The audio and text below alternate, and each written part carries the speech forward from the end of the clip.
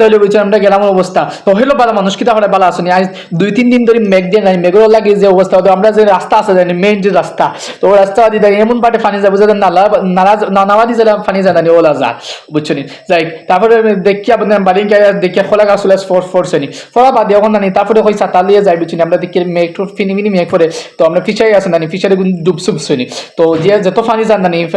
পাটে তো ডুবা বুঝছি ওটা চিন্তা করে ওই যাই বুঝছে না এবার তো ইসনিং দিছি না ইসনিং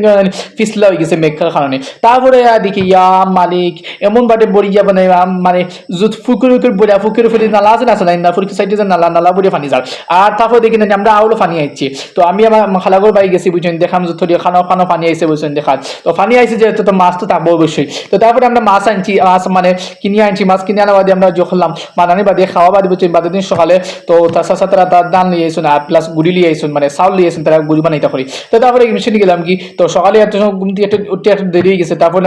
আমি গেলাম যাওয়া বাদে লাগালো তারা দান সপ্তাহ